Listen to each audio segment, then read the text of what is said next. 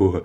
Hi everyone, Cold the Day Tano here, the internet's busiest music nerd, and it's time for a classic review of the Massive Attack album, Mezzanine. Yes, here we have a classic review of the legendary UK music outfit, Massive Attack, and their third and most refined, but also kind of conflicted album, Mezzanine. Now, to start this one, we first have to go back, because this record arrives about 10 years after Massive Attack's original formation in 1988, and their full and complete history in music goes back even further than that. Originally, the group was a four-piece that was essentially reformed out of a sound system collective. So when Massive Attack was actually founded, they were collectively bringing multiple years of DJ and production experience. Robert 3D Del Naja, Tricky, Andrew Vowles, as well as Grant Marshall were all semi-veterans of the Bristol music scene at that point. And you can really hear the group's collective eclectic music knowledge all coming together on their debut record, Blue Lines. That record dropped in 1991, and it was very much this chill, subtle combination of jazz and neo-soul, as well as hip-hop and dub, that was very much geared toward the dance scene at the time. And the specific recipe of those genre combinations really depended on the track you were listening to or the vocal guest on it, as this album does feature the talents of reggae legend Horace Andy, as well as Nena Cherry, who would go on to be quite the UK music legend. Also Sharon Nelson. Now, I should mention that Massive Attack, genre-wise, is often categorized as trip-hop, which, when you dig into it, is a genre that just encompasses so much, and there's such a wide variety of sounds and vibes and songwriting approaches between its key artists, be it Portishead or Massive Attack here or Uncle. But it's still a musical movement that has a very distinct vibe to it, as well as a measurable cultural impact, be it on the UK electronic music scene more broadly,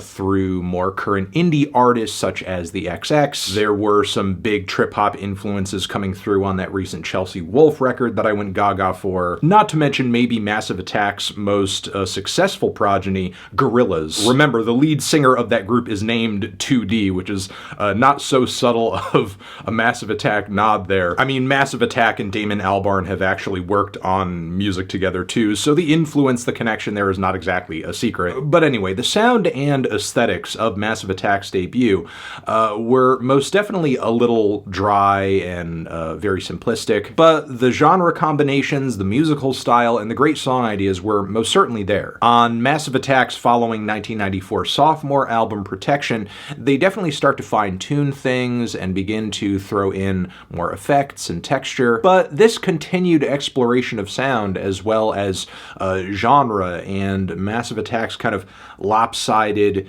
shifting creative hierarchy, would bring the group to a few impasses. Looking for more independence and creative control, Tricky would pretty much cut himself off from the group and pursue more of a solo career, in which he himself would drop a couple of great trip-hop classics. And shortly after the release of Mezzanine, Andrew Vowles, according to a 2008 Guardian interview, would pretty much leave the group due to personal and creative friction and tensions. And even though Grant Marshall would stick around, even he himself essentially took a Massive Attack break in the early 2000s for a period of several years. So obviously Massive Attack is still operational today and putting out stuff here and there. They have even worked with Tricky again recently, but the group would not be as legendary or as influential as they are today without this otherworldly, special album that almost brought them to the brink. Now, the first track on this thing is the song Angel, which I think is a fantastic opener for this record,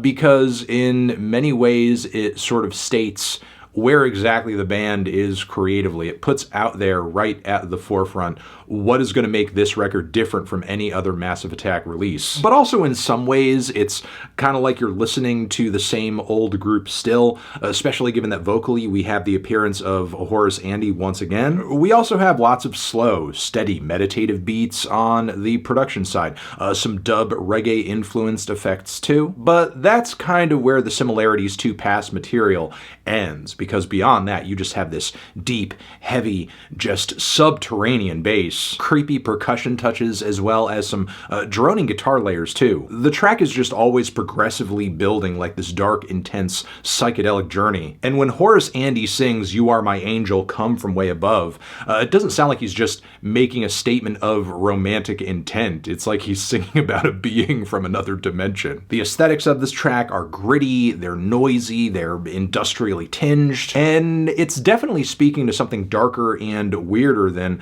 the music that came out of the dance scenes that Massive Attack originally cut their teeth in. And in that, I feel like the group landed on a lot of very predictive song ideas and sounds. Rising Sun, for example, following this, is essentially the first Gorillaz song. I'm not even going to say anything else about it, like you just have to listen to it and you will know exactly what I'm saying. But following this, Teardrop is one of the group's biggest singles of all time, and it's not hard to see why. It features a killer vocal performance from Cocteau Twins vocalist Elizabeth Fraser, which is presented in this refreshingly intimate way considering the amount of layers and studio trickery that typically go into any given Twins album. And there's something about the music and production on this track that are deceptively simple, but still the effect of it is emotionally powerful. And for me personally, nostalgic as well, as the very chill, head-nodding beats and the slow, dramatic piano chords feel like many a movie and television music piece that would be released past this point, really throughout the 2000s. And if you were at all familiar with this era of,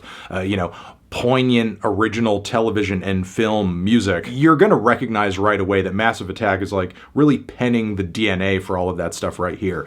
In fact, for years, this song was the original opening theme for the popular television series House. After this, we have the song Inertia Creeps, which is a personal favorite of mine. We have lots of whispery spoken word vocals, very dark, exotic percussion, some distant desert guitar leads that feel like kind of a religious experience, or at the very least reaching a higher mental plane. And there's something very cartoony and animated about it despite it being so low-key, which I mean in a positive sense, of course, because the sounds of this track are just so tasty and evocative. It has a real sense of place. It's like sand in your toes, it's wind in your face, it's multicolored skies while you are just going out of your mind because of how dark and odd the music is. The track Exchange is a really cool breather and instrumental centerpiece for the record, but it is by no means a forgettable interlude. We have some slow meditative rap beats on this thing, which is then wrapped in all of these woozy textured effects and sample chops. It's a track that honestly gives many cuts from DJ Shadow's Introducing a run for their money. The eerie vibes on Mezzanine creep back in with Dissolved Girl, which features vocals from Sarah J. Howley. I love how her performance on this track is so understated and breathy and yet dynamic and expressive. It's not just the notes that she's hitting, but how emotive her singing is. I love how in the span of a verse she goes from sounding unnerving to sultry, just before the production busts into full industrial rock mode with lots of burnt out riffs, stuttering tones soaked in delay, and these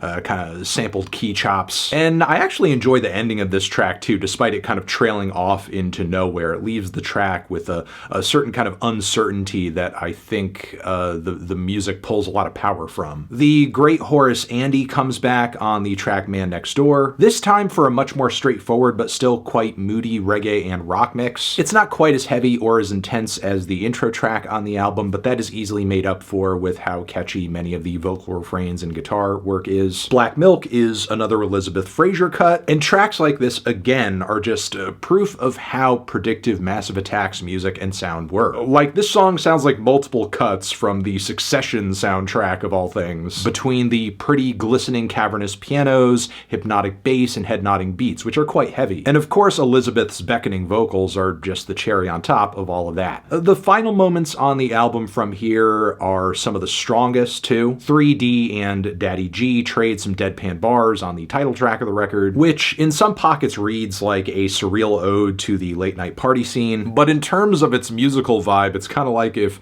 Aphex Twin were trying trying to soundtrack a murder mystery, with an interestingly funky switch up in the second half. I love how this track just operates in this liminal space between sounding relaxed but also totally on edge. There's a similar combination of emotions going on the following track, Group 4, which is the lengthiest song on the album, spanning past 8 minutes. Elizabeth Fraser smashes it once again. 3D ties his own vocals in here and there too, and musically we're getting a lot of touches of jazz and soul. Jazz fusion specifically. The keys feel like something off of Miles Davis's Bitches Brew.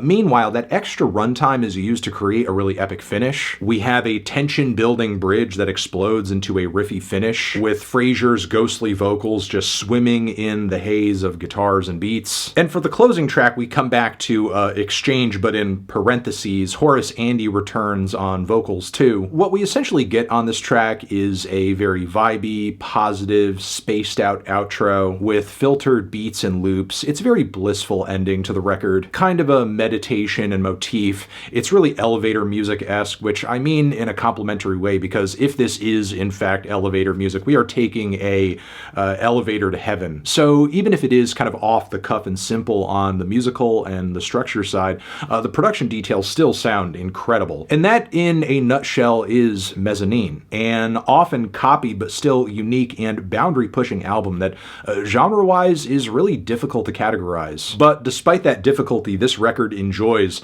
more cultural influence and impact than most. Even some of the biggest pop stars of today, really, which is why you should spend some time listening to it if you have, if you haven't, and there we go. Transition, have you given this record a listen? Let me know in the comments what you think about it, and I'm sure you will. Over here next to my head is another video that you can check out. Hit that up or the link to subscribe to the channel. Anthony Fantano, Massive Attack, Mezzanine, forever.